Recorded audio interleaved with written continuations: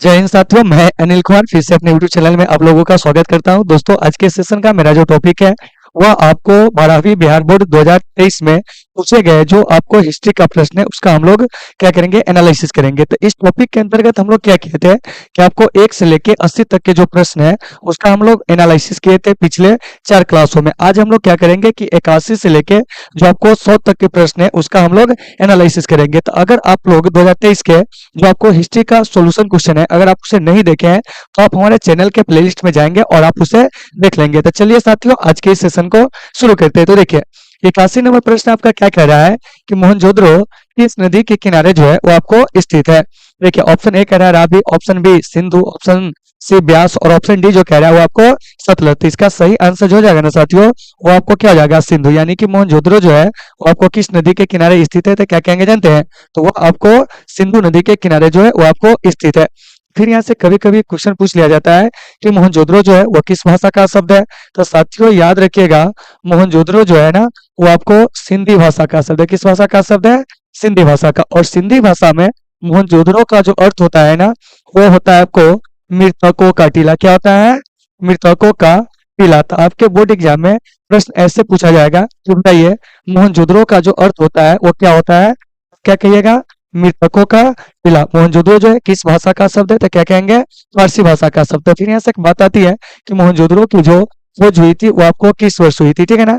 तो देखिए, तो ये जो आप देख रहे हैं मोहनजोदड़ो, ठीक है ना, इसकी जो आपको खोज हुई थी वो आपको 1922 ईस्वी में हुई थी। कितना ईस्वी में हुई थी, 1922 ईस्वी में। और इसके जो खोजकर्ता थे वो आपको राखल दास बनर्जी थे। क्या थे, राखल दास बनर्जी थे। तो कभी कभी आपके एग्जाम में प्रश्न पूछ लिए जाएंगे, क्या जानते हैं कि मोहनजोदड़ो के जो खोजकर्ता थे वो कौन थे, तो क्या कहिएगा, राखल दास बनर्जी। मोहनजोदड़ो की खोज कब हुई थी, 1922 ईस्वी में। और एक चीज और याद रखिएगा कि मोहनजोदड़ो जो है ना वो आपको हड़प्पा सभ्यता का सबसे बड़ा नगर था। क्या था, हड़प्पा सभ्यता का कहेंगे, ठीक है ना। या आप इसको कहिए सिंधु घाटी सभ्यता, दोनों बोल सकते हैं, ठीक है ना। तो हड़प्पा सभ्यता का अगर पूछा जाए सबसे बड़ा नगर क्या है, सबसे बड़ा नगर वह कौन था, तो हम क्या कहेंगे जानते हैं, तो वह आपको मोहनजोदड़ो था। कौन था, मोहनजोदड़ो। तो वहीं आपका 81 नंबर प्रश्न कर रहा है कि मोहनजोदड़ो किस नदी के किनारे स्थित है, तो क्या कहिएगा, सिंधु नदी के किनारे। और इसी में पूछ दिया जाता कि आपको हड़प्पा किस नदी के किनारे स्थित है, तो क्या कहेंगे, रावी, ठीक है ना। उसके बाद अगर पूछा जाता कि रोपर जो है वो आपको किस नदी के किनारे है, तो क्या कहेंगे, रोपर जो है वो आपको सतलज नदी के किनारे जो है स्थित है। तो यहाँ से एक प्रश्न आएगी, क्या जानते हैं कि रोपर जो है वो आपको कहाँ से मिला है, तो क्या कहेंगे, तो आपको पंजाब से। कहाँ से, पंजाब से। उसके बाद ये जो हड़प्पा है ना यह आपको यानी कि पाकिस्तान से। कहाँ से, पाकिस्तान से। तो इन सभी चीजों को आपको अच्छे से याद रखना है। तो ये जो 81 नंबर प्रश्न है साथियों, इसका जो सही आंसर हो जाएगा ना वह आपको क्या हो जाएगा, बी। यानी कि मोहनजोदड़ो जो है वो आपको रावी नदी के तट पर क्या है, कि आपको सॉरी क्या कहते हैं कि मोहनजोदड़ो जो है वो आपको सिंधु नदी के तट पर स्थित है। और इसमें पूछेंगे हड़प्पा किस नदी के तट पर है, तो आप कहिएगा रावी नदी के जो तट है उस पर वह आपको स्थित है। तो उम्मीद है कि सभी लोगों को ये प्रश्न जो होंगे समझ में आ गए होंगे। चलिए अब हम चलते हैं अगले प्रश्न की ओर। देखिए अगला प्रश्न साथियों हमारा क्या कह रहा है, इस पर हम लोग चर्चा करेंगे। देखिए कह रहा है कि मोहनजोदड़ो की खोज 1922 में किसने की थी।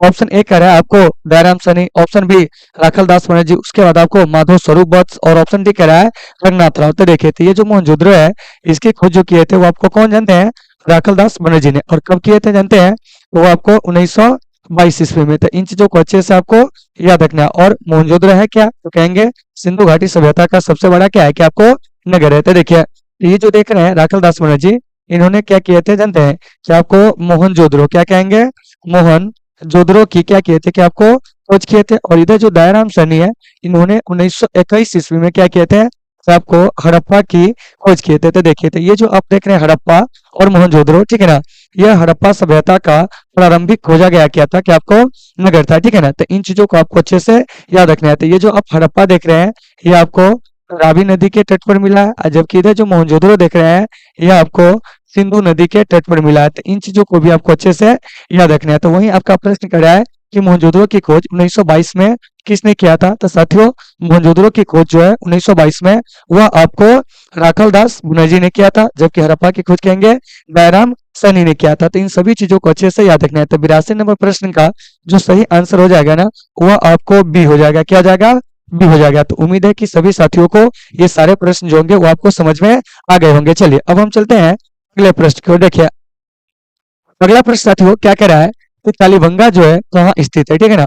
ऑप्शन ए दे रहा है सिंध में, बंगाल में, पंजाब में, राजस्थान में। तो इसका सही आंसर हो जाएगा आपको राजस्थान। तो यहाँ से एक बात आती है कि जो कालीबंगा है इसका मतलब जो होता है वो आपको क्या होता है। तो देखिए तो कालीबंगा का मतलब जो होता है ना वो आपको काले रंग की चूड़िया क्या होता है, काले रंग की क्या है कि आपको चूड़िया। और याद रखिएगा कि कालीबंगा की जो खोज होती है वो आपको 1953 ईस्वी में, कितना ईस्वी में होती है, 1953 ईस्वी में, ठीक है ना। फिर यहाँ से आपको क्या है कि कालीबंगा से मिलने वाले जो कुछ पुरातात्विक साक्ष्य है उसके बारे में जान लीजिए। जैसे अगर पूछा जाए कि बताइए कि अग्निकुंड का प्रमाण, क्या पूछा जाएगा, अग्निकुंड का क्या कहेंगे कि आपको प्रमाण, ठीक है ना। तो ये जो आप देख रहे हैं अग्निकुंड का प्रमाण, यह आपको कहाँ से मिला जानते हैं। तो यह आपको यानी कि क्या कहते हैं कि कालीबंगा से। इसके अलावा भूकंप के प्राचीनतम साक्ष्य क्या कहेंगे, भूकंप के, ठीक है ना, प्राचीनतम क्या है, प्राचीनतम साक्ष्य जो है वो आपको कहाँ से मिला है। तो क्या कहेंगे जानते हैं, भूकंप के जो प्राचीनतम साक्ष्य है वह आपको कालीबंगा से मिला है। इसके अलावा एक चीज यहाँ से और याद रखिएगा, क्या जानते हैं, बेलनाकार मोहरे, क्या है, बेलनाकार मोहरे। ये सभी चीज जो है साथियों वो आपको कहाँ से मिले हैं जानते हैं, तो वो आपको कालीबंगा से। और कालीबंगा की खोज कब होती है, तो वो आपको 1953 ईस्वी में होती है, ठीक है ना। कालीबंगा है कहाँ, तो आपको राजस्थान में। और एक चीज याद रखिएगा, राजस्थान जो है वो आपको क्षेत्रफल की दृष्टि से क्या कहेंगे, क्षेत्रफल की दृष्टि से, ठीक है ना साथियों, यह भारत का जो है वो आपको सबसे बड़ा राज्य क्या है, भारत का क्या कहेंगे जानते हैं, सबसे बड़ा राज्य। तो इन सभी चीजों को आपको अच्छे से याद रखना है। तो अगर मैं आपसे प्रश्न पूछूं कि बताइए कि क्षेत्रफल की दृष्टि से भारत का जो सबसे बड़ा राज्य है वो कौन है, तो क्या कहिएगा जानते हैं, राजस्थान। और यहीं से हड़प्पा सभ्यता का एक नगर जो है कालीबंगा, उसके क्या मिले कि आपको साक्ष्य मिले। चलिए अब हम लोग चलते हैं अगले प्रश्न की ओर, लेकिन उससे पहले जानिए राशि का जो सही आंसर हो जाएगा ना वो आपको डी हो जाएगा। क्या हो जाएगा, डी हो जाएगा। तो उम्मीद है कि सभी लोगों को ये सारे चीज होंगे समझ में आ गए होंगे, ठीक है ना। चलिए चलते हैं अगले प्रश्न की ओर। अगला प्रश्न हमारा क्या कह रहा है इस पर हम लोग बात करेंगे। देखिए कह रहा है कि सिंधु घाटी सभ्यता में गोधी यानी कि डॉकयार्ड कहाँ से मिला है, ठीक है ना। ऑप्शन ए देखिए कह रहा है आपको कालीबंगा, ऑप्शन बी कह रहा है रोपड़, ऑप्शन सी जो है बनवाली, और ऑप्शन डी कह रहा है आपको क्या जानते हैं, आपको लोथल। तो देखिए ये जो सिंधु घाटी सभ्यता है, इस सिंधु घाटी सभ्यता में जो डॉकयार्ड का प्रमाण मिला है ना साथियों वो आपको लोथल से मिला। यानी कि कल भी बताए थे कि सिंधु घाटी सभ्यता का जो बंदरगाह नगर था, क्या था, बंदरगाह नगर, वो आपको लोथल था। और लोथल के अलावे एक नगर और था जो आपको सुरपुत्रा, क्या कहेंगे, सुरपुत्रा, ठीक है ना। यह देखिएगा क्या है, सुरपुत्रा। तो इन सभी चीजों को आपको अच्छे से याद रखना है। तो अगर मैं आपसे प्रश्न पूछूं कि बताइए कि ये जो आप देख रहे हैं लोथल और सुरकोत्रा, ये सिंधु घाटी सभ्यता का कैसा नगर था, तो क्या कहेंगे जानते हैं, आपको एक बंदरगाह नगर था। तो देखिए तो ये जो सुरकोत्रा है साथियों यह भी आपको गुजरात से मिला है, ठीक है ना। और इधर जो देख रहे हैं लोथल, यह भी आपको कहाँ से मिला जानते हैं, तो आपको गुजरात से मिला है। और ये दोनों जो है सिंधु घाटी सभ्यता का बंदरगाह नगर था। फिर यहाँ से कालीबंगा की बात आएगी, तो कालीबंगा जो है वो आपको राजस्थान से मिला। कहाँ से मिला है, राजस्थान से। रोपड़ की अगर हम बात करेंगे तो आपको पंजाब, और यह पंजाब कौन वाला, आपको भारत वाला, क्या है, भारत वाला। और ये जो बनवाली है ये आपको हरियाणा, यानी कि सिंधु घाटी सभ्यता का जो ये नगर देख रहे हैं बनवाली, इसका साक्ष्य जो है कहाँ से मिला है, तो हम क्या कहेंगे जानते हैं, आपको हरियाणा से। वही कह रहा है कि सिंधु घाटी सभ्यता में, ठीक है ना, कि गोदी का प्रमाण जो है कहाँ से मिला है, तो हम क्या कहेंगे जानते हैं, लोथल से। यानी कि ऑप्शन नंबर डी जो है इसका सही आंसर है। फिर यहाँ से एक बात आती है कि सिंधु घाटी सभ्यता की जो समय अवधि थी वो क्या थी। तो देखिए तो पुरातात्विक साक्ष्यों के आधार पर, इसके अलावा आपको कार्बन 14 पत्ती के आधार पर, ठीक है ना, कि ये जो सिंधु घाटी सभ्यता देख रहे हैं इसका जो आपको समय था वो आपको 2500 बीसी से आपको 1750 बीसी, यानी कि देख लीजिए कि सिंधु घाटी सभ्यता का जो समय था क्या था, 2500 ईसा पूर्व से लेकर 1750 ईसा पूर्व। तो इन सभी चीजों को देख लीजिएगा। और उस सिंधु घाटी सभ्यता में जो व्यापार होता था वो आपको विदेशी व्यापार जो कि आपको बंदरगाह के माध्यम से होता था। तो इन सभी चीजों को आपको अच्छे से क्या करना है, याद रखना है। तो उम्मीद है साथियों कि आपको ये प्रश्न जो होंगे समझ में आ गए होंगे। तो ये जो 84 नंबर प्रश्न है इसका जो सही आंसर हो जाएगा वो आपको क्या हो जाएगा जानते हैं, तो वह आपको डी हो जाएगा, ठीक है ना। चलिए अब चलते हैं अगले प्रश्न की ओर। देखिए अगला प्रश्न क्या कह रहा है इस पर हम लोग चर्चा करते हैं। देखिए क्या कह रहा है सुनिए, कह रहा है कि निम्नलिखित देवताओं में से कौन सैंधव सभ्यता के प्रमुख देवता थे। तो देखिए तो सिंधु घाटी सभ्यता के जो प्रमुख देवता थे ना वो आपको शिव थे। क्या थे, शिव थे। अगर शिव ऑप्शन में नहीं रहेगा तो आप पशुपति मारेंगे, क्या करेंगे, पशुपति माने गए। यानी कि सिंधु घाटी सभ्यता के जो लोग थे वो इनमें से किस देवता की पूजा करते थे, तो क्या कहेंगे, तो आपको शिव का। ठीक है ना, तो ये सभी चीज आपको अच्छे से याद रखना है। हालांकि सिंधु घाटी सभ्यता से मंदिर का कोई भी ऐसा साक्ष्य जो है वो आपको नहीं मिला है, क्या है, नहीं मिला है। तो इन सभी चीजों को आपको अच्छे से याद रखना है। और सिंधु घाटी सभ्यता के लोग जो थे उसके लिए जो आपको विशेष पूजनीय पशु जो था वो आपको कुंवर वाला साठ था। तो इन सभी चीजों को आपको अच्छे से याद रखना है, ठीक है ना। और ये जो सिंधु घाटी सभ्यता देख रहे हैं ये आपको भारत की सबसे प्राचीन सभ्यता मानी जाती है, ठीक है ना। तो अगर आपसे क्वेश्चन पूछे तो बताइए कि भारत की सबसे प्राचीन सभ्यता जो है वो आपको कौन मानी जाती है, तो क्या कहेंगे जानते हैं, तो भारत की सबसे प्राचीन सभ्यता जो है वो आपको सिंधु घाटी सभ्यता जो है वो आपको मानी जाती है। और इसका जो समय था वो क्या था, तो क्या कहेंगे जानते हैं, आपको 2500 ईसा पूर्व से, कितना से 2500 ईसा पूर्व से क्या कहेंगे जानते हैं, तो आपको 1750 ईसा पूर्व जो है वो आपको सिंधु घाटी सभ्यता का क्या था, कि आपको समय था। तो इन सभी चीजों को आपको अच्छे से याद रखना है, ठीक है ना। और सिंधु घाटी सभ्यता जो है क्या है, सभ्यता है, ठीक है ना। इस सभ्यता के जो सबसे बड़ा नगर था वो आपको कौन था जानते हैं, मोहनजोदड़ो, क्या है, मोहनजोदड़ो। याद रखिएगा कि सिंधु घाटी सभ्यता का जो सबसे बड़ा नगर था क्या था, सबसे बड़ा नगर वो कौन था जानते हैं, तो सबसे बड़ा नगर जो था वो आपको मोहनजोदड़ो था। उसके बाद अगर पूछेंगे कि बताइए कि सिंधु घाटी सभ्यता का भारत में स्थित सबसे बड़ा नगर कौन था, तो आप कहिएगा राखी गढ़ी, क्या कहिएगा, राखी गढ़ी। यानी कि राखी गढ़ी जो है वो आपको भारत में स्थित, क्या कहेंगे, भारत में स्थित, ठीक है ना। आपको हड़प्पा सभ्यता का सबसे बड़ा नगर क्या कहेंगे, हड़प्पा सभ्यता का क्या कहेंगे जानते हैं, आपको सबसे बड़ा नगर क्या कहेंगे, सबसे बड़ा नगर। तो इन सभी चीजों को आपको अच्छे से याद रखना है। तो अगर मैं आपसे प्रश्न पूछूं कि बताइए कि भारत में स्थित हड़प्पा सभ्यता का जो सबसे बड़ा नगर था वो कौन था, तो क्या कहेंगे जानते हैं, आपको राखी गढ़ी। फिर यहाँ से एक बात और आएगी, क्या आएगी, एक बात और आएगी कि बताइए कि सिंधु घाटी सभ्यता का पहला खोजा गया नगर कौन था। तो देखिए, तो अगर बात आएगी पहला खोजा गया नगर की, ठीक है ना, सिंधु घाटी सभ्यता का, तो वो था आपको हड़प्पा। इसीलिए सिंधु घाटी सभ्यता को हड़प्पा सभ्यता भी कहा जाता है। तो यहाँ से 2 नंबर में प्रश्न आएगा कि बताइए कि सिंधु घाटी सभ्यता को हड़प्पा सभ्यता क्यों कहा जाता है, तो आप कहिएगा कि सिंधु घाटी सभ्यता का जो पहला खोजा गया नगर था वो आपको क्या था जानते हैं, कि आपको हड़प्पा था। इसीलिए सिंधु घाटी सभ्यता को हड़प्पा सभ्यता कहते हैं। और इसकी जो खोज हुई थी ना वो आपको 1921 ईस्वी में हुई थी। कितना में हुई थी, 1921 ईस्वी में। तो इन सभी चीजों को साथियों आपको अच्छे से क्या करना है, याद रखना है। तो उम्मीद है कि सारे लोग इसे समझ गए होंगे। चलिए अब हम लोग चलते हैं अगले प्रश्न की ओर। हमारा जो अगला प्रश्न है वो क्या करा, इस पर हम लोग चर्चा करेंगे। लेकिन उससे पहले 85 नंबर प्रश्न का जो सही आंसर हो जाएगा वो आपको बी हो जाएगा। क्या हो जाएगा, बी हो जाएगा। चलिए अब देखते हैं नेक्स्ट प्रश्न जो है हमारा वो क्या कह रहा है, इस पर हम लोग चर्चा करते हैं। देखिए आप लोग पहले इसको समझिए क्या कह रहा है कि अशोक का संबंध जो है किस वंश से है, ठीक है ना। तो देखिए, तो ये जो अशोक देख रहे हैं ना, अशोक का जो संबंध था साथियों वह आपको क्या था, कि आपको मौर्य वंश से था। किस वंश से था, मौर्य वंश से, ठीक है ना। और यह मौर्य वंश का तीसरा राजा था। तो यहाँ से याद रखिएगा कि अशोक जो है मौर्य वंश के किस क्रम का शासक था, तो कहेंगे तीसरा शासक। क्या कहेंगे, तीसरा शासक। फिर यहाँ से एक बात आती है कि मौर्य साम्राज्य के जो संस्थापक थे, क्या थे, संस्थापक थे, वो आपको कौन थे, तो मौर्य साम्राज्य के जो संस्थापक थे साथियों वो आपको चंद्रगुप्त मौर्य थे। क्या थे, चंद्रगुप्त मौर्य थे, ठीक है ना।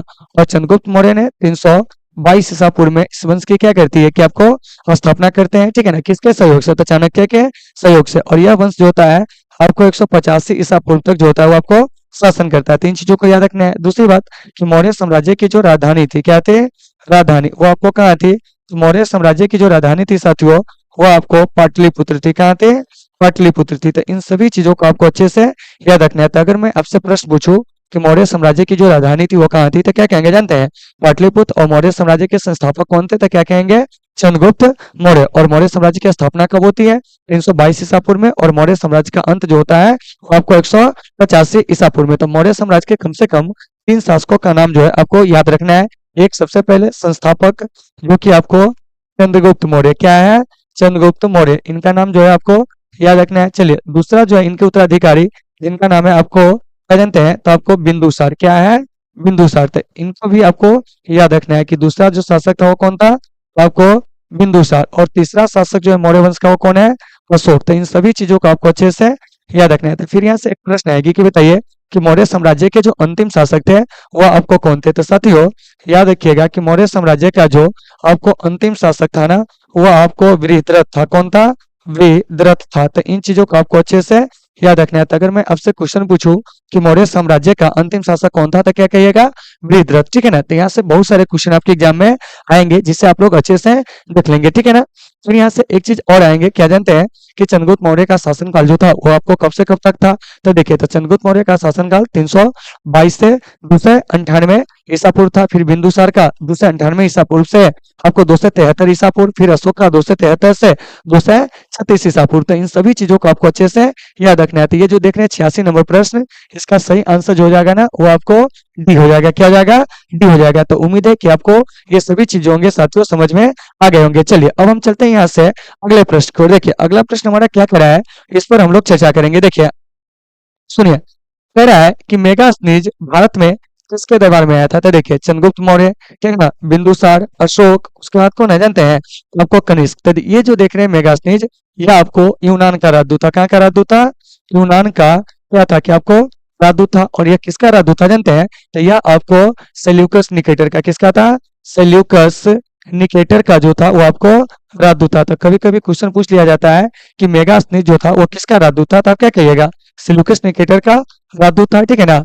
और ये जो देख रहे हैं फिर कि मेगास्थनीज किसके दरबार में आया था, तो साथियों मेगास्थनीज जो है ना, वो आपको चंद्रगुप्त मौर्य के दरबार में आया था। यानी कि ऑप्शन नंबर ये जो है इस प्रश्न का क्या है कि आपको करेक्ट आंसर है, ठीक है ना। तो फिर यहाँ से बात आती है कि ये जो आपको मेगास्थनीज है, क्या है? मेगास्थनीज, यह आपको भारत कब आया था? तो साथियों मेगास्थनीज भारत आता है 305 ईसा पूर्व में, और यह आपको 298 ईसा पूर्व तक जो होता है वो आपको भारत रहता है। कभी कभी यहाँ पर 297 ईसा पूर्व भी देखने को आपको मिलेंगे। फिर यहाँ से बात आती है कि मेगास्थनीज का जो यात्रा वृत्तांत है, क्या है? यात्रा वृत्तांत, उसका नाम क्या है? तो देखिए मेगास्थनीज के जो यात्रा वृत्तांत है ना साथियों, उसका जो नाम है ना, वो आपको क्या जानते हैं? तो वो है आपको यानी कि इंडिका। क्या है? इंडिका। और इस इंडिका से जो है हमें क्या होती है जानते हैं कि आपको मौर्य काल के बारे में क्या होती है कि आपको जानकारी मिलती है। तो कभी कभी क्वेश्चन पूछा जाता है कि मेगास्थनीज का जो यात्रा वृत्तांत है वो क्या है? इंडिका। और इससे हमें मौर्य साम्राज्य के बारे में, किसके बारे में? मौर्य साम्राज्य के बारे में क्या होती है कि आपको जानकारी मिलती है, ठीक है ना। तो इन सभी चीजों को याद रखिएगा। मौर्य वंश का दूसरा शासक जो था वो आपको बिंदुसार था। तीसरा शासक जो था आपको मतलब कि अशोक था। और कनिष्क जो था वो आपको कुषाण वंश से संबंध रखता था। किस रखता था? कुषाण वंश से। तो कभी कभी क्वेश्चन पूछा जाएगा कि बताइए कि कनिष्क जो है किस वंश से संबंध रखता था, तो क्या कहिएगा? कुषाण वंश से। अशोक जो है वो आपको मौर्य वंश से, किस वंश से? मौर्य वंश से। बिंदुसार भी आपको मौर्य वंश से। तो ये जो अशोक है, ये कलिंग युद्ध के बाद क्या किया था कि आपको बौद्ध धर्म को जो था वो आपको अपना लिया था। किसको अपना लिया था? आपको बौद्ध धर्म जो है उस बौद्ध धर्म को क्या कर लिया था कि आपको अपना लिया था। तो कभी कभी क्वेश्चन पूछा जाएगा कि ये जो आप देख रहे हैं क्या कहते हैं अशोक, ठीक है ना, वो आपको कलिंग युद्ध के बाद किस धर्म को अपना लेता है? तो साथियों यह आपको बौद्ध धर्म को, किस धर्म को? बौद्ध धर्म को अपना लेता है। तो फिर यहाँ से एक बात आती है कि सर कलिंग का युद्ध जो हुआ था वो कब हुआ था? तो देखिए, तो ये जो आप देख रहे हैं कलिंग का युद्ध, ठीक है ना, यह आपको 261 ईसा पूर्व में हुआ था। कितना में हुआ था? 261 ईसा पूर्व में हुआ था। और एक तरफ जो था साथियों वो आपको अशोक था। क्या था? अशोक था। और एक तरफ जो था कलिंग का जो राजा था उसका नाम था आपको खारवेल। क्या है?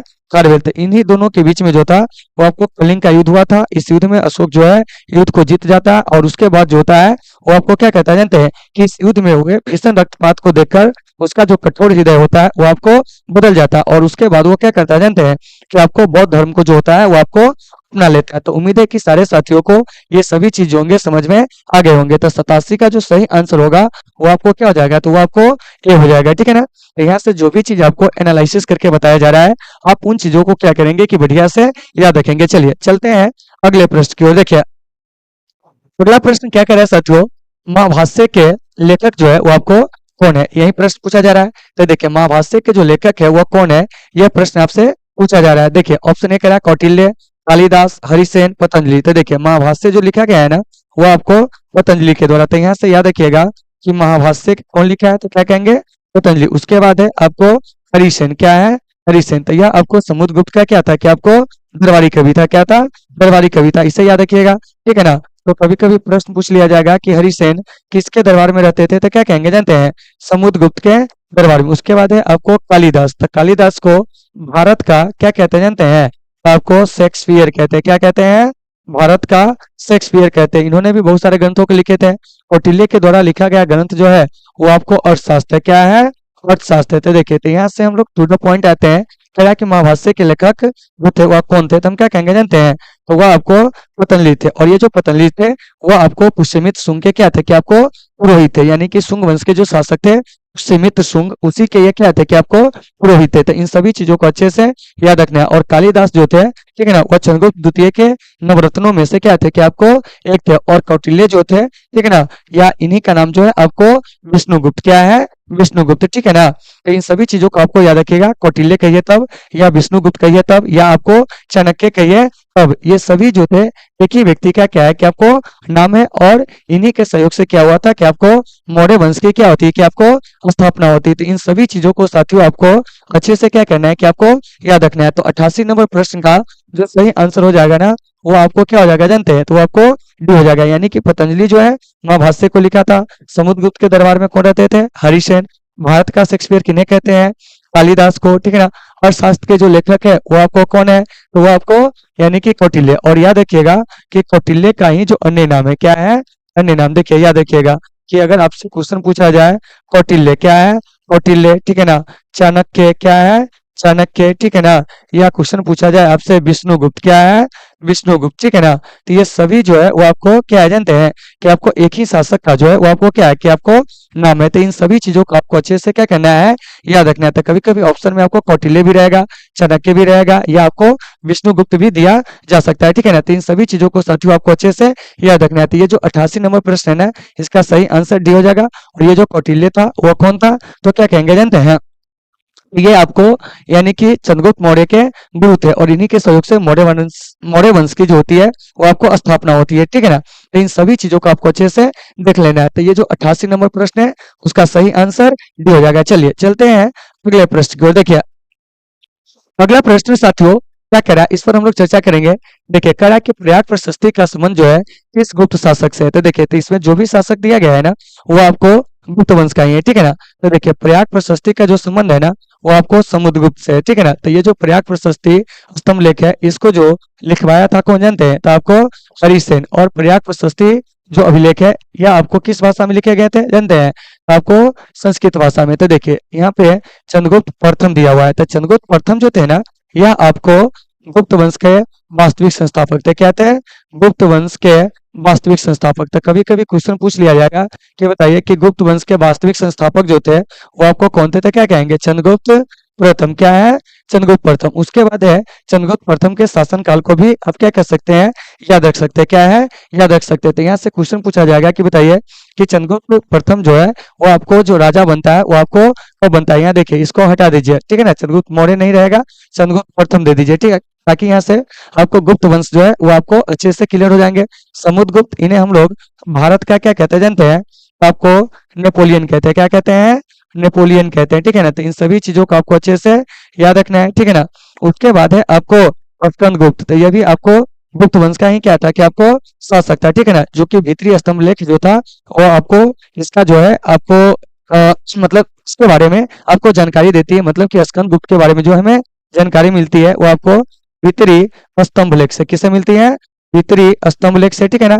और इसी में हुन विजय के बारे में भी जो है वो आपको जानकारी दी गई, ठीक है ना। किसके बारे में? हुन विजयों के बारे में जो है आपको उल्लेख है वो किस में जानते हैं? आपको स्कंदगुप्त के भीतरी स्तंभ लेख में। और ऐसा कहा जाता है कि स्कंदगुप्त जो है पूरे दुनिया का पहला ऐसा शासक था जिसने क्या किया था कि हुनों को पराजित किया था, ठीक है ना। तो इसकी जानकारी भीतरी स्तंभ लेख से मिलती है। चंद्रगुप्त द्वितीय या इन्हीं को कहा जाता है आपको विक्रमादित्य। और इनके दरबार में जो थे वो आपको नवरत्न रहा करते थे। क्या रहा करते थे? नवरत्न। तो इन सभी चीजों को आपको अच्छे से याद रखना है। तो चलिए थोड़ा सा रिकॉल कर लेते हैं। क्या कह रहा है कि प्रयाग प्रशस्ति स्तंभ लेख जो है उसका संबंध किस गुप्त शासक से? तो क्या कहेंगे?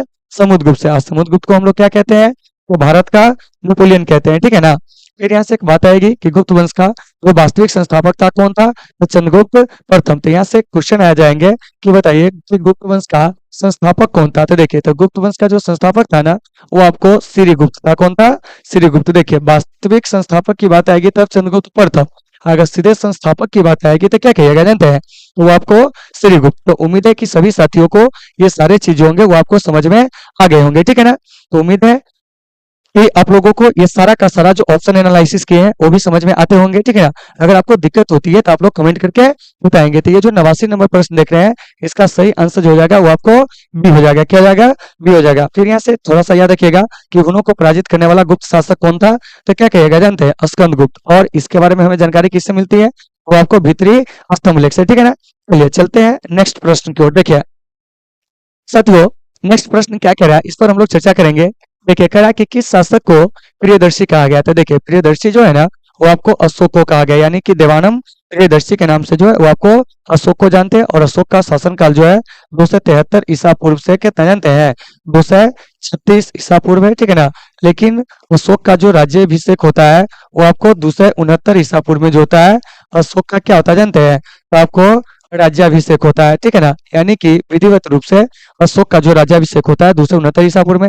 हालांकि यह जो राजा बनता है अपने पिता की मृत्यु के बाद, ठीक है ना, 273 ईसा पूर्व में। तो इस चीज को आपको याद रखना है, ठीक है ना। तो देखिए, तो अगर पूछेंगे कि प्रियदर्शी किसको कहते हैं? अशोक को, ठीक है ना। भारत का नेपोलियन कहेंगे तो क्या कहेंगे? समुद्रगुप्त को, ठीक है ना। उसके अलावा आपको सेंड्रोकोटस किसको कहा जाता है? तो चंद्रगुप्त मौर्य को। तो देखिए, तो यहाँ से याद रखिएगा कि भारत का नेपोलियन क्या है? भारत का क्या कहेंगे जानते हैं? कि आपको नेपोलियन क्या है? नेपोलियन किससे कहा जाता है? तो क्या कहेंगे जानते हैं? समुद्रगुप्त को। इसके अलावा आपको सेंड्रोकोटस क्या है? सेंड्रोकोटस किसे कहा गया है? तो क्या कहेंगे जानते हैं? तो यूनानी ग्रंथों में सेंड्रोकोटस जो है चंद्रगुप्त मौर्य को कहा गया है। इसके अलावा आपको ब्रिशल शब्द का जो प्रयोग है वो किसके लिए हुआ है जानते हैं? तो वह आपको चंद्रगुप्त मौर्य के लिए हुआ। तो इन सभी चीजों को आपको अच्छे से याद रखना है, ठीक है ना। और बिंदुसार जो था वो आपको मौर्य वंश का क्या था? कि आपको दूसरा शासक था। क्या शासक था?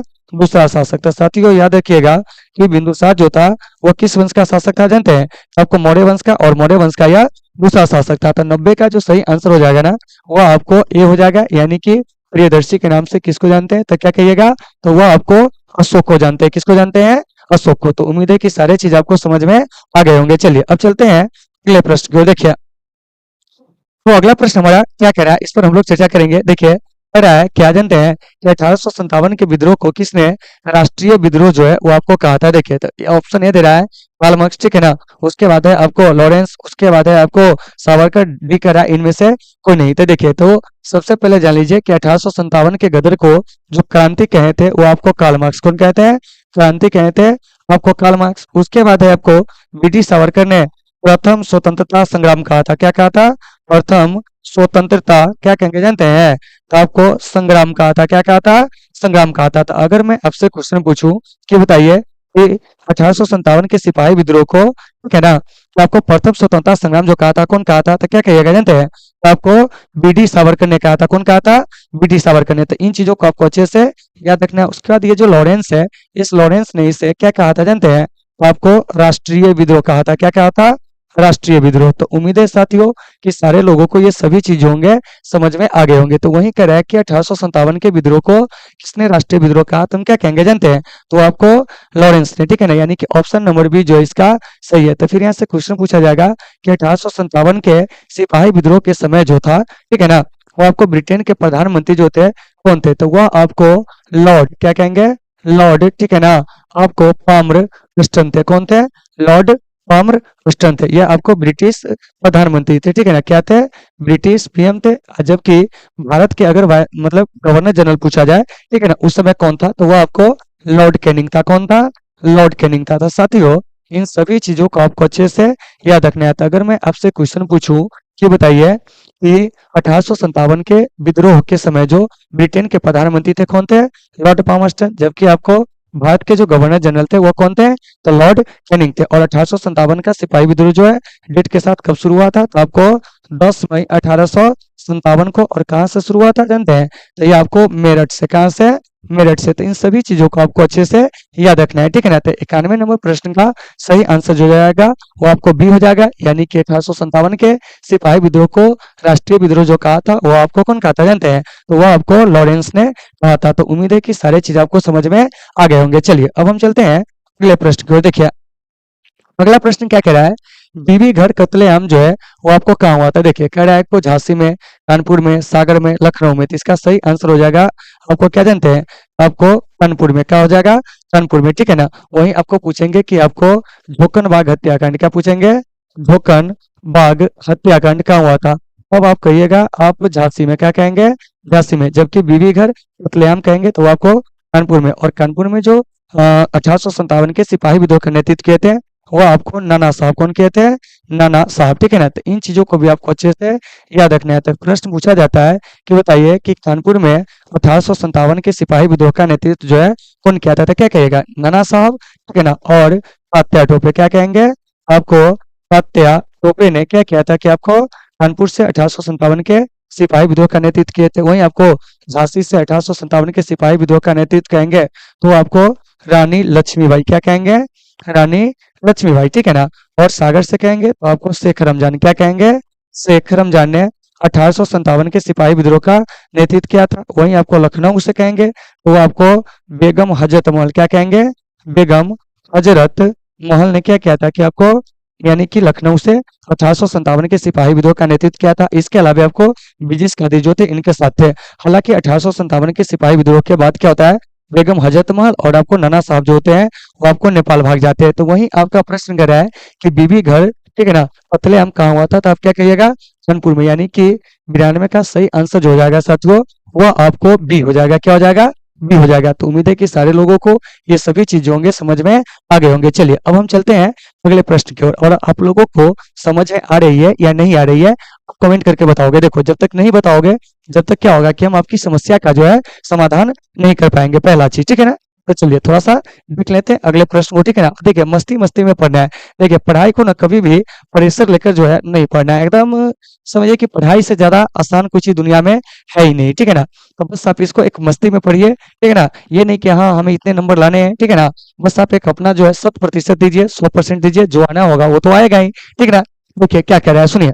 93 नंबर प्रश्न, स्वेज नहर व्यापार हेतु कब खोली गई थी, ठीक है ना। देखो यहाँ कहा गया है खाली, नहीं खाली नहीं होगा, खोली होगा, क्या होगा, खोली गई थी। देखिए कह रहा है 1870, 1869, 1878, 1860। तो इसका सही आंसर जो हो जाएगा ना 1869, यानी कि स्वेज नहर जो है 1869 में व्यापार के लिए खोला गया था। और याद रखिएगा कि स्वेज नहर जो है ना साथियों वो आपको दुनिया का क्या कहेंगे, दुनिया का क्या कहेंगे जानते हैं, सबसे बड़ा क्या है, सबसे बड़ा जो है वो आपको क्या जानते हैं, तो आपको जहाजी नहर है, क्या है, सबसे बड़ा जहाजी नहर है। तो इन चीजों को आपको अच्छे से याद रखना है। स्वेज नहर जो है इसका निर्माण कार्य कब शुरू हुआ था, 1859 में।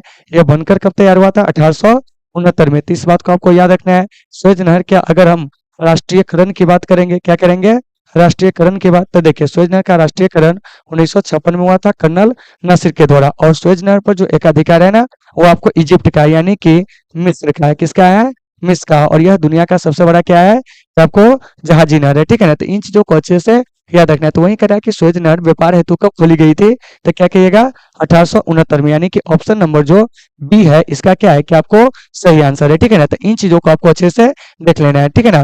तो ऑप्शन नंबर बी, ये जो देख रहे हैं 93 नंबर प्रश्न, इसका क्या है कि आपको सही आंसर है। तो पूछेंगे कि बताइए कि दुनिया का सबसे बड़ा जो जहाजी नहर है कौन है, तो आप क्या कहिएगा जानते हैं, तो वह आपको स्वेज नहर। स्वेज नहर व्यापार के लिए खोला कब जाता है, तो इसे भी आपको याद रखना है 1869 में, ठीक है ना। और स्वेज नहर जो है बनकर तैयार कब हुआ था, तो आपको 1859 से 1869 के बीच में, यानी कि 1869 में, ठीक है ना। यानी कि इसकी निर्माण अवधि जो है 1859 से 1800 कितना है जानते हैं, तो आपको 69 है। तो उम्मीद है कि सारे लोगों को ये सभी चीज होंगे समझ में आ गए होंगे। चलिए अब चलते हैं अगले प्रश्न को। देखिए अगला प्रश्न क्या कह रहा है, समझिए। सात द्वीपों का नगर जो है इसे कहा जाता है, तो साथियों सात द्वीपों का जो नगर कहा जाता है ना वो आपको बंबई को, यानी कि ऑप्शन नंबर ए जो है आपको सही है। तो देखिए तो यहाँ से याद रखिएगा सात द्वीपों का नगर क्या कहेंगे, सात द्वीपों का क्या कहेंगे जानते हैं, नगर। इसके अलावा आपको भारत की वित्तीय राजधानी क्या है, भारत की वित्तीय राजधानी क्या है, वित्तीय राजधानी, ठीक है ना। इसके अलावा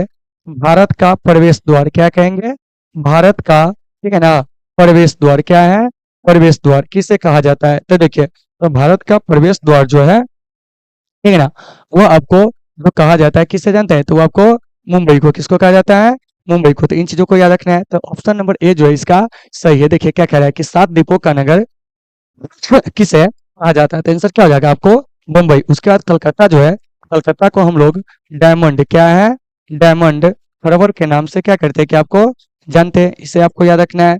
शिमला जो है, ठीक है ना, यह आपको एक पर्यटन नगर है, क्या है, पर्यटन नगर है, आप इसे याद रखिएगा, ठीक है ना। उसके बाद जो है बेंगलोर, इसको भारत का सिलिकन सिटी कहते हैं। क्या कहते हैं? भारत का सिलिकन सिटी। क्या कहेंगे? सिलिकन सिटी जो है वो आपको बेंगलोर को कहा जाता है, ठीक है ना। इसके अलावा आपको अंतरिक्ष का शहर क्या कहेंगे? अंतरिक्ष का क्या कहेंगे जानते हैं? शहर जो है वो आपको बेंगलुरु को जो होता है वो आपको कहा जाता है। तो इन सभी चीजों को आपको अच्छे से याद रखना है, ठीक है ना। इसके अलावा भारत में सूचना प्रौद्योगिकी की जो राजधानी है वो आपको बेंगलोर को ही कहा जाता है। लेकिन आपका प्रश्न खड़ा है कि सात द्वीपों का नगर किसे कहा जाता है? तो आंसर हो जाएगा आपको मुंबई, यानी कि ऑप्शन नंबर ए जो है इसका करेक्ट आंसर है, ठीक है ना। अगर कहीं से आप लोगों को किसी प्रकार की कोई दिक्कत होती है तो आप कमेंट करके बताओगे, ठीक है ना। चलिए चलते हैं अगले प्रश्न की ओर। देखिए अगला प्रश्न क्या कह रहा है कि अखिल भारतीय स्तर पर पहली जनगणना जो है वो आपको कब हुई थी? यही आपका प्रश्न पूछा जा रहा है। तो देखिए अखिल भारतीय स्तर पर जो पहली जनगणना हुई थी ना 1872 में। क्या नाम है? 1872 में, यानी कि सीधे समझ जाइए कि भारत में जो जनगणना की शुरुआत होती है ना वो कब होती है? 1872 में। और इस समय जो वायसराय होता है, क्या होता है? वायसराय वो कौन होता है जानते हैं? वो आपको लॉर्ड मेयो, क्या कहेंगे? लॉर्ड मेयो, ठीक है ना। लेकिन अगर इसी में पूछ देंगे कि बताइए कि नियमित रूप से क्या है? नियमित, ठीक है ना। और क्या कहेंगे जानते हैं? तो आपको वैज्ञानिक रूप से क्या है? नियमित और वैज्ञानिक रूप से, ठीक है ना। जनगणना की जो है वो आपको शुरुआत क्या है? जनगणना की शुरुआत जो हुई थी वो आपको कब हुई थी? तो देखिए तो नियमित और वैज्ञानिक रूप से जनगणना की जो शुरुआत हुई थी ना वो आपको 1881 ईस्वी में, ठीक है ना। और इस समय जो वायसराय थे वो आपको कौन थे जानते हैं? तो इस समय जो वायसराय थे वो आपको लॉर्ड रिपन थे। कौन थे? लॉर्ड रिपन थे, ठीक है ना।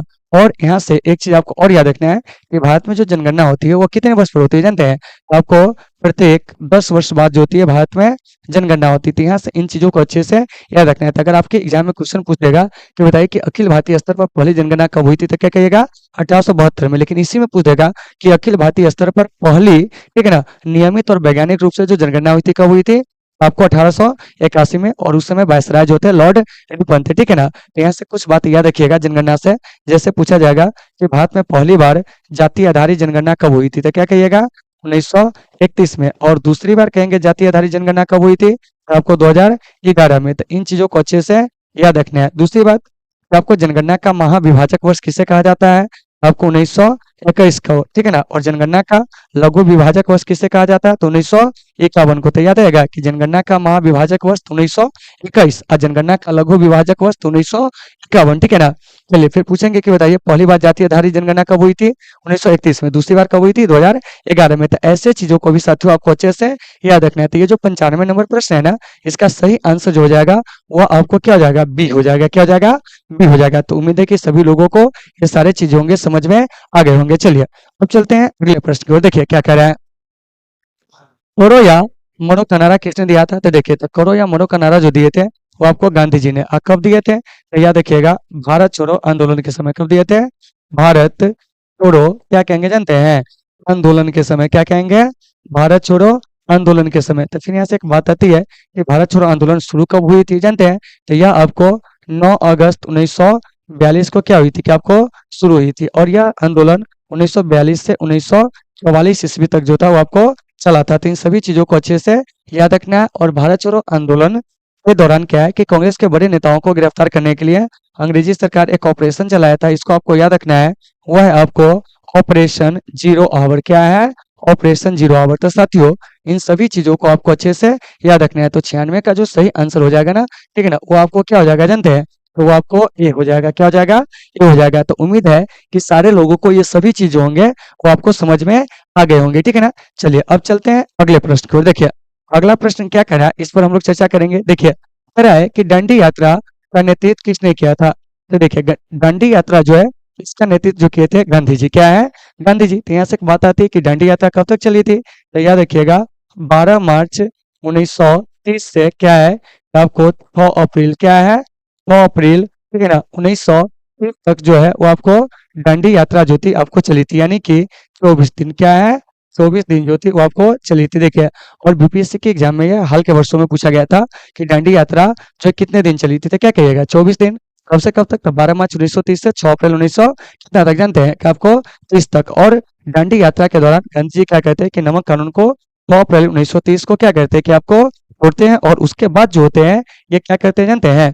कि आपको सविनय अवज्ञा आंदोलन को शुरू कर देते हैं। क्या कर देते हैं? सविनय अवज्ञा आंदोलन शुरू कर देते हैं। तो आपके एग्जाम में क्वेश्चन कैसे आएगा समझ जाइए, ठीक है ना, कि दांडी यात्रा के साथ कौन सा आंदोलन शुरू हुआ था, तो क्या कहिएगा? सविनय अवज्ञा आंदोलन, जो कि आपको 1930 से लेके 1931 पहले टर्म में, और दूसरे टर्म में 1932 से लेके 1934 तक जो था वो आपको चला था, ठीक है ना। तो इन सभी चीजों को अच्छे से याद रखना है। और ये जो सविनय अवज्ञा आंदोलन है ना, यह गांधी जी के नेतृत्व में शुरू किया गया दूसरा जन आंदोलन था। उम्मीद है साथियों कि सारे लोगों को ये सभी चीजें होंगे वो आपको समझ में आ गए होंगे। तो ये जो देख रहे हैं आप 97, इसका सही आंसर जो हो जाएगा वो आपको ये हो जाएगा। चलिए चलते हैं अगले प्रश्न की ओर। अगला प्रश्न हमारा क्या कह रहा है, इस पर भी हम लोग क्या करेंगे कि आपको बात करेंगे। देखिए यहाँ सुनिए, कह रहा है कि चंपारण आंदोलन इस वर्ष शुरू हुआ था।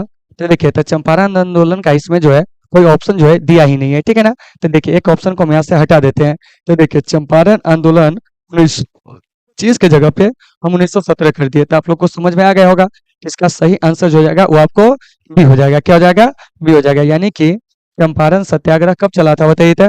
वो आपको 1900 कितना में जानते हैं? तो आपको 17 में, ठीक है ना। उसके बाद देखिए 1920 में, तो 1920 में आपको असहयोग आंदोलन क्या है?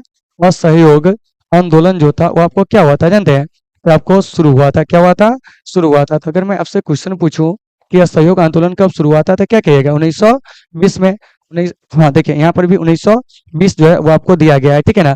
तो देखिए यहाँ पर 1920 के जगह पर एक चीज और कर देते हैं, ठीक है ना, ताकि आप इसे समझ जाओगे। एक वो चीज नया हम सीख लेंगे। 1942, 1942 में क्या हुआ था कि आपको भारत छोड़ो आंदोलन जो है क्या है? भारत छोड़ो आंदोलन जो है साथियों वो आपको क्या हुआ था जानते हैं? कि आपको शुरू हुआ था। तो इन चीजों को अच्छे से याद रखना है। 1930 में जो है वो आपको सविनय अवज्ञा आंदोलन क्या कहेंगे? सविनय अवज्ञा आंदोलन जो है वो आपको शुरू हुआ था, ठीक है ना। तो देखिए इसमें जितने भी आंदोलन है ना, सभी के सभी आंदोलन जो है वो आपको गांधी जी के द्वारा ही क्या किया गया था कि आपको शुरू किया गया था। तो उम्मीद है साथियों कि सारे लोगों को ये सभी प्रश्न जो होंगे वो आपको समझ में आ गए होंगे, ठीक है ना। तो देखिए ये जो 98 नंबर प्रश्न है, इसका सही आंसर क्या हो जाएगा? बी, यानी कि चंपारण सत्याग्रह जो है वो आपको तिनकठिया व्यवस्था के खिलाफ चलाया गया था। कब? तो आपको 1917 में, यानी कि ऑप्शन नंबर बी जो है इसका क्या है? तो आपको सही आंसर है, ठीक है ना। और आप लोगों को समझ में आ रही है या नहीं आ रही है, आप लोग कमेंट करके बताओगे, ठीक है ना। चलिए चलते हैं अगले प्रश्न की ओर, ठीक है ना। और आप लोगों को पढ़ने में मजा आ रहा है या नहीं आ रहा है ये भी बताइएगा। हमें तो पढ़ाने में बड़ा मजा आ रहा है, ठीक है ना। और आप लोगों को आ रही है मजा या नहीं आ रही है, आप लोग बताएंगे, ठीक है ना। देखिए बोर्ड एग्जाम में कितना हल्का हल्का क्वेश्चन पूछता है, इसी से इसके लेवल को आप लोग देख लीजिए। जब आप लोग ऑफलाइन टेस्ट देते हैं तो आपको पता होगा कि बहुत हल्का हल्का जो क्वेश्चन होते हैं वो आपको क्या होते हैं कि आपके ऑफलाइन टेस्ट में भी पूछे जाते हैं, ऐसा आपको पता होगा, ठीक है ना। आप बोर्ड में देखिए उससे भी ज्यादा हल्का जो है वो आपको पूछा जा रहा है, ठीक है ना। तो बस एक बोर्ड का दबाव होता है साथियों, ठीक है ना। नहीं तो अगर आप अपना 100% अगर आप क्या कहते हैं योगदान देते हैं तो आपके नंबर जो है बहुत अच्छे आएंगे, ठीक है ना। चलिए देखिए क्या कह रहा है कि महात्मा गांधी के बचपन का नाम क्या था। देखिए तनु, मुनिया, केसर, गोविंद। तो देखिए इसका सही आंसर हो जाएगा बी, मुनिया, ठीक है ना। मुनिया नहीं दिया रहेगा तो आप मनु मारेंगे, क्या करेंगे? मनु। तो फिर यहाँ से एक बात आती है कि गांधी जी का जो जन्म हुआ था वो कब हुआ था, ये जान लीजिए। 2 अक्टूबर 1869 ईस्वी को गांधी जी का क्या होता है कि आपको जन्म होता है। क्या होता है? जन्म होता है, याद रखिएगा। और गांधी जी की जो मृत्यु होती है, मृत्यु ने की हत्या, वो आपको 30 जनवरी 1948 को गांधी जी की क्या होती है कि आपको हत्या होती है। तो इन चीजों को आपको अच्छे से क्या करना है कि आपको याद रखना है। फिर आपको गांधी जी का जो पहला विदेश यात्रा होता है 1888 ईस्वी में, वो कहाँ का होता है जानते हैं? तो आपको इंग्लैंड का। कहाँ का होता है? इंग्लैंड का। यानी कि गांधी जी का पहला विदेश यात्रा कहाँ का होता है? इंग्लैंड का। फिर यहाँ से याद रखिएगा गांधी जी दक्षिण अफ्रीका कब गए थे, तो याद रखिएगा 1893 ईस्वी में गांधी जी कहाँ जाते हैं बताइए तो? आपको दक्षिण अफ्रीका में। कहाँ? दक्षिण अफ्रीका में। और उसके बाद आपको 1915 में, ठीक है ना, गांधी जी जो होते हैं दक्षिण अफ्रीका से क्या होते हैं कि आपको भारत वापस लौटते हैं। क्या लौटते हैं?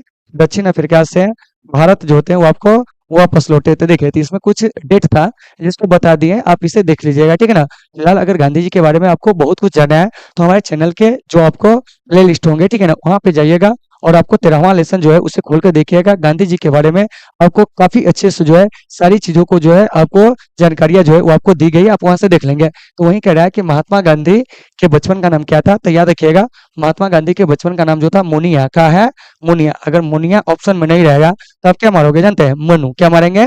मनु। तो ये जो 99 नंबर प्रश्न है, सही आंसर इसका क्या हो जाएगा? तो आपको बी हो जाएगा, ठीक है ना। तो आप लोग इसको बढ़िया से देख लीजिए। उसके बाद जो है अगला प्रश्न क्या कह रहा है समझिए, ठीक है ना। यह 2023 के जो आपको हिस्ट्री का जो पूछा गया प्रश्न था आपके बोर्ड एग्जाम में, उसका यह लास्ट क्वेश्चन है, ठीक है ना। देखिए क्या कह रहा है।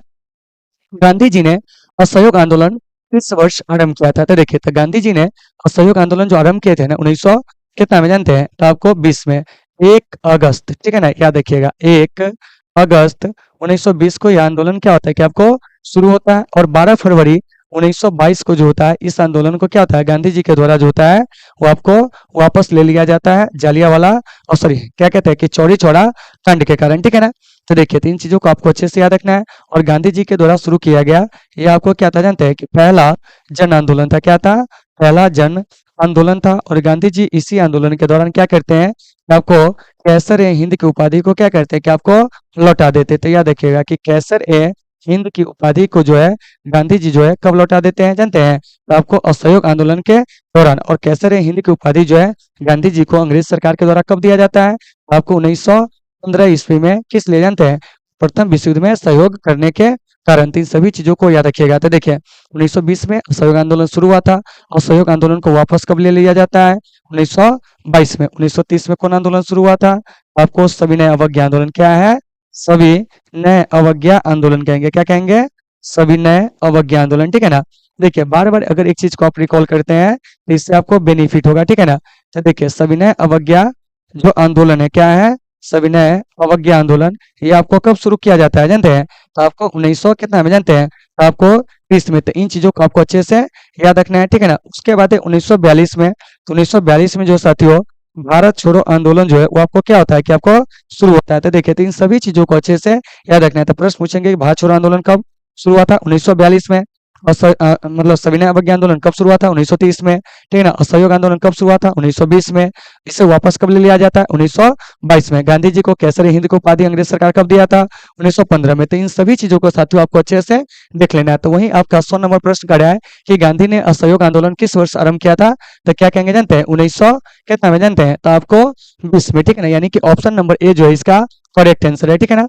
अब चलिए साथियों, अब हम लोग 2023 के जो क्वेश्चन बैंक था हिस्ट्री का उसका हम लोग क्या किया कि आपको सॉल्यूशन कर लिया। कल से जो होगा हमारा वो क्या होगा जान लीजिए। तो कल से हम लोग 2022 में, ठीक है ना, जो आपके एग्जाम में पूछे गए प्रश्न थे बोर्ड एग्जाम में, हम किसकी बात कर रहे हैं?